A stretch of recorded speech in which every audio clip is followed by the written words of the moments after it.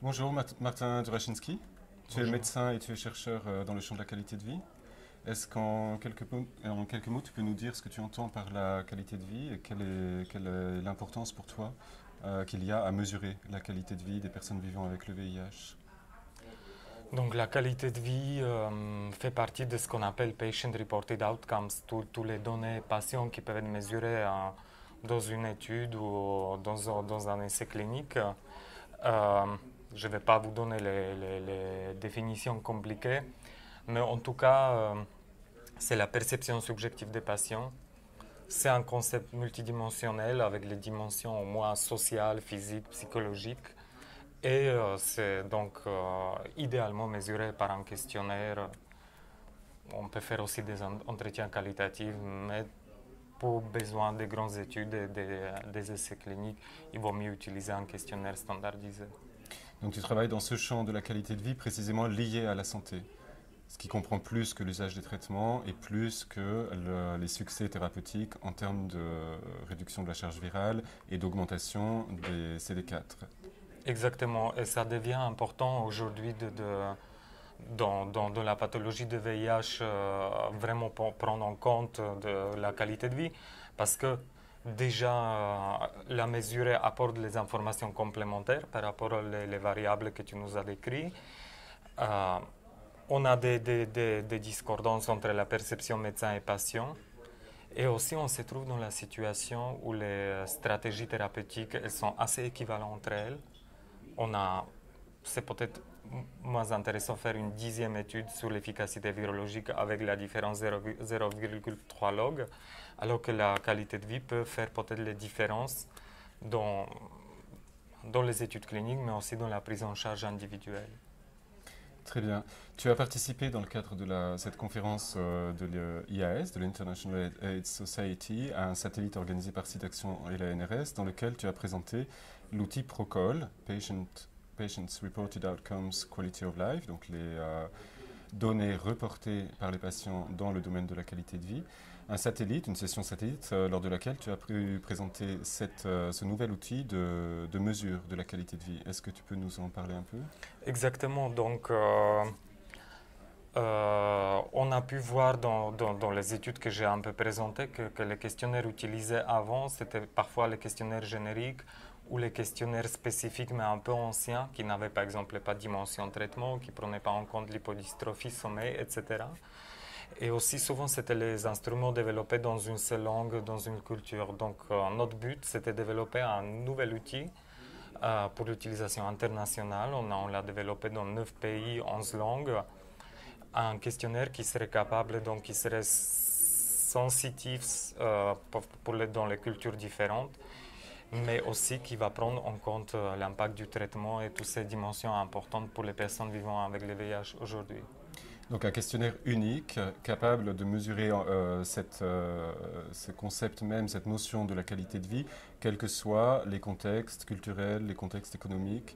Un questionnaire donc utilisable à échelle internationale, un peu indépendamment des contextes, ce qui paraît assez étrange. Comment est-ce que vous avez pu faire en sorte que ce questionnaire puisse être adapté aux différents Effectivement, contextes? c'était une question scientifique. Est-ce qu'on sera capable de le faire?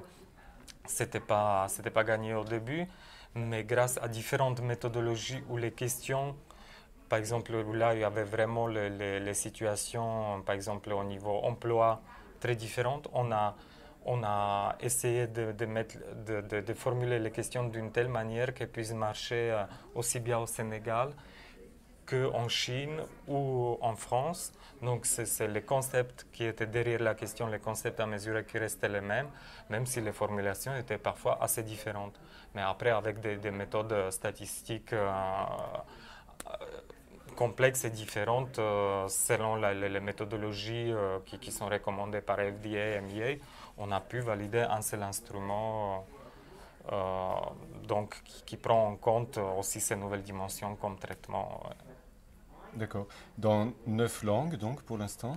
Pour Est-ce qu'il y aura l'instant, d'autres oui, adaptations oui, oui, oui, linguistiques? il y a déjà d'autres validations linguistiques qui sont en cours pour là où si on nous demande pour l'utiliser dans les pays comme par exemple en Afrique du Sud. Donc il y a des validations linguistiques pour d'autres langues qui étaient faites. Quel est l'usage aujourd'hui du questionnaire? Est-ce que vous l'utilisez principalement, est-ce qu'il est utilisé principalement dans le champ de la recherche? Est-ce que, comme tu le disais dans le cadre du satellite, est-ce qu'il y aura une utilisation dans la pratique clinique?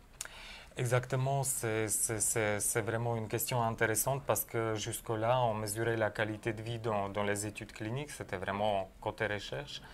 Mais notre programme à venir ou les choses à faire à venir, c'est vraiment mesurer cette qualité de vie dans de la pratique quotidienne, essayer de les valider, voir si ça marche. Et aussi, on a validé une version électronique, donc ce qui facilite aussi le recueil de données, le calcul des scores. Donc l'idée c'est que les patients ils les remplissent avant la consultation, que le médecin il voit les scores. Donc c'est quelque chose qu'on veut développer et on croit que c'est vraiment le futur dans les patient reported outcomes. Quelque chose qui soit donc au service du renforcement d'un lien de qualité entre les soignants et les personnes vivant avec le VIH. Oui, voilà, j'aimerais bien que ça soit vraiment compris comme ça, que ce n'est pas l'ordinateur qui remplace le médecin, mais il était aussi démontré dans les publications que la mesure de qualité de vie améliore la communication entre médecins et patients et permet de cibler peut-être les dimensions que l'un ou l'autre n'aurait pas pensé évoquer lors de la consultation. Combien de questions ou combien de champs sont traités par ce questionnaire? On a 39 questions dans 9 dimensions, mais on peut aussi calculer les scores un peu plus global. Et bon, ça prend de 5 à 7 minutes à remplir. Donc c'est un outil rapide qui n'est pas forcément plus lourd que d'autres types d'examens. On pense aux examens biologiques. On est convaincu que c'est sûrement pas plus contraignant qu'une prise de sang ou d'autres examens qui peuvent être faits dans les études et ça peut apporter vraiment une information précieuse. Merci. Est-ce que tu vois d'autres choses à rajouter qu'on n'aurait pas abordées? Non, je pense